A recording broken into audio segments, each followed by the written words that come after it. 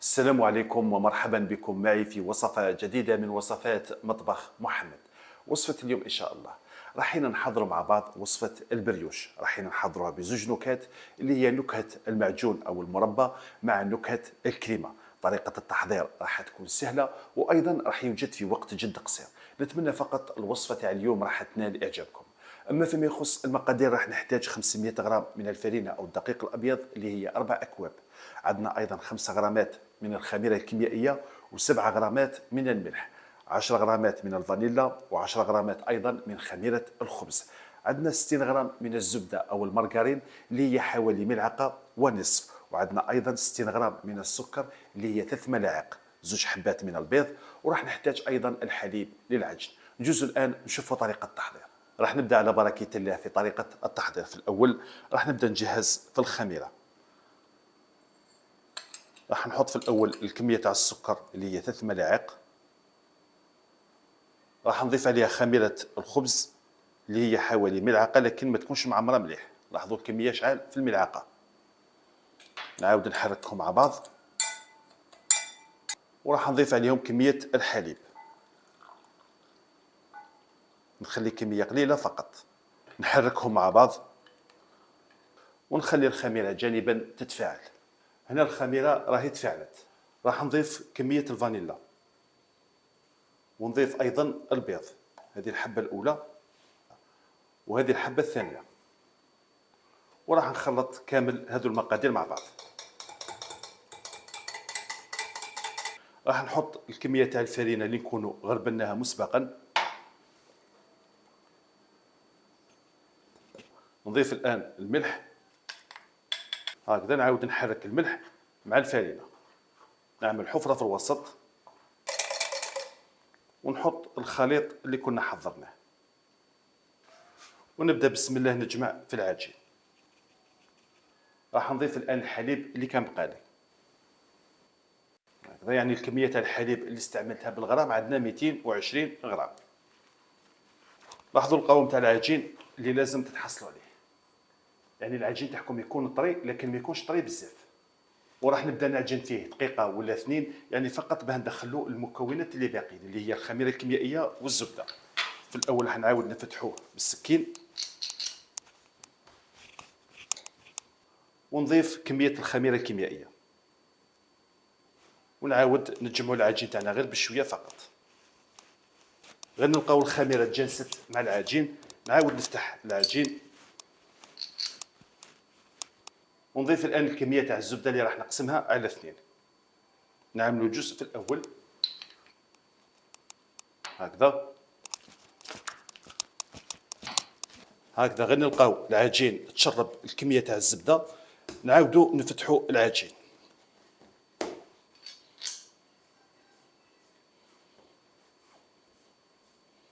ونضيف الكميه الثانيه تاع الزبده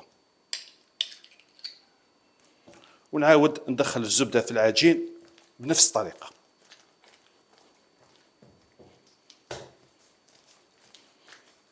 هذا القدر هكذا راهو كافي. نحكم اناء اللي نكونوا دهناه بالقليل من الزيت. نعاود نغطي على العجين ونخلوه جانبا يختمر نصف ساعه. فيما يخص الكريمه راح نحتاجوا نصف لتر من الحليب اللي هو 2 كوب وربع.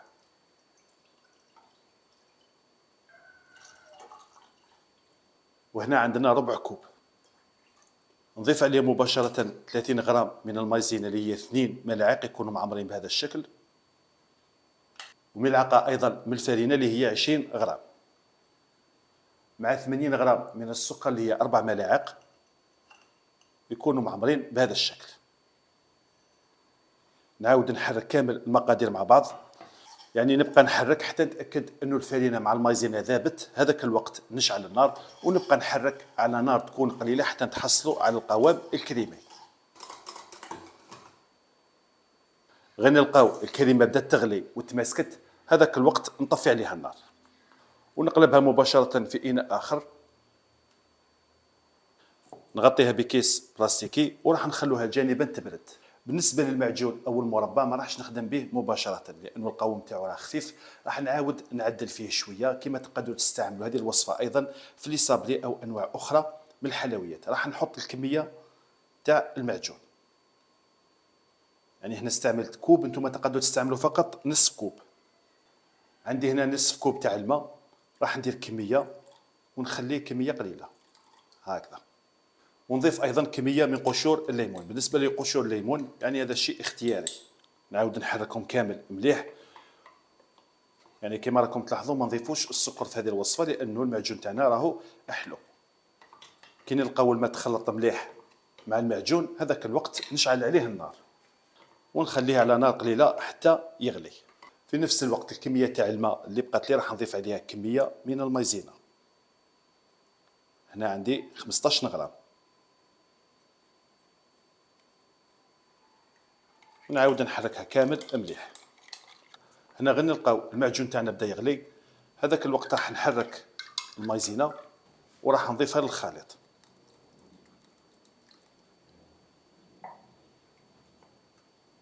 هكذا. ونبقى نحرك على نار قليله حتى يتماسك. يعني لاحظوا القوام كيف يرجع متماسك. الان راح نطفي عليها النار. هنا العجين تاعنا راه اختمر. نعمل رشه خفيفه من الفرينه ونعاودوا نطموها.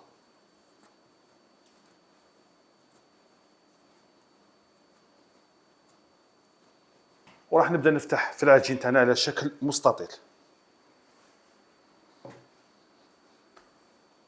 هذا العرض تاع العجين راهو كافي. راني استعملت 20 سنتيمتر في العرض. هكذا نزعو فقط الاطراف. يعني لاحظوا السمك تاعو كيف يكون. العجين تاعكم ما لازمش يكون رقيق بزاف.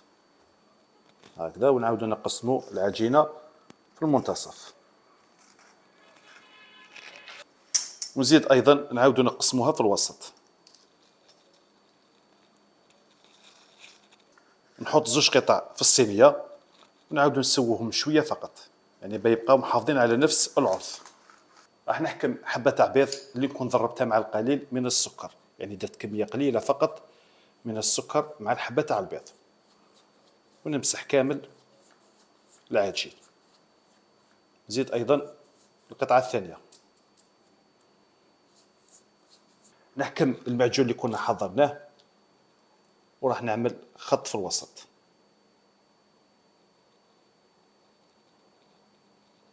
نزيد ايضا خط اخر. نزيد ايضا القطعه الثانيه.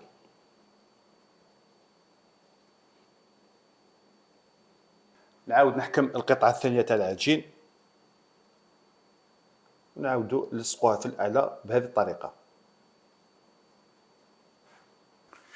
بنفس الطريقه نزيد العجينه الثانيه. اذا لقيتوا العجين تاعكم ضيق عاودوا وسعوه شويه قبل ما تحطوه في الاعلى. ولازم نضغط جيدا في الاطراف باه نعاود نلصق العجين. ونزيد ايضا في الاسفل.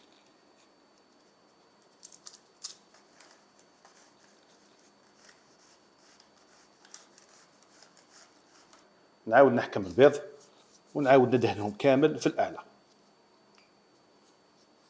يعني كنت نسيت فقط نحكموا اي عود يكون عندكم ونضغط شويه في الوسط هكذا. نزيد ايضا هذه الثانيه، يعني كنت عملت لها البيض، نحطوا فقط كيس بلاستيكي ونعاودوا نخدموها شويه.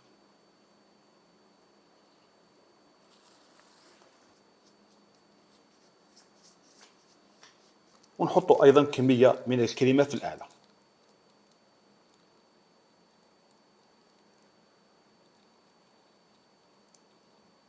يعني هنا الكريمه ماذا بكم ديروا كميه مليحه في الاعلى. بعد ما كملنا حضرنا البريوش خليته جانبا اختمر حتى تضاعف الحجم. الان راح ندخلوه مباشره للفرن اللي يكون مسخن مسبقا على درجه حراره 180 درجه. راح يدي لكم الوقت ما بين 20 الى 25 دقيقه.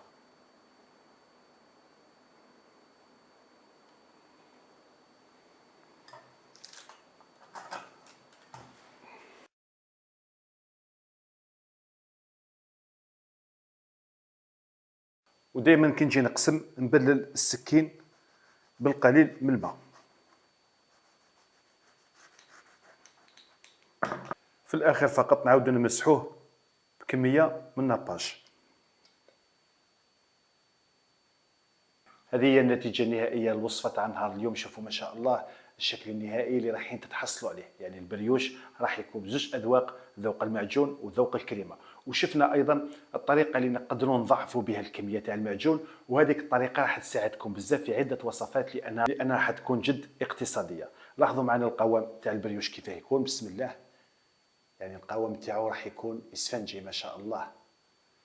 هذه هي النتيجة النهائية الوصفة تاع نهار اليوم. نتمنى إن شاء الله أنها تكون نالت إعجابكم، ونتمنى أيضا أنكم تجربوها. وإلى الملتقى في وصفة أخرى، والسلام عليكم ورحمة الله تعالى وبركاته.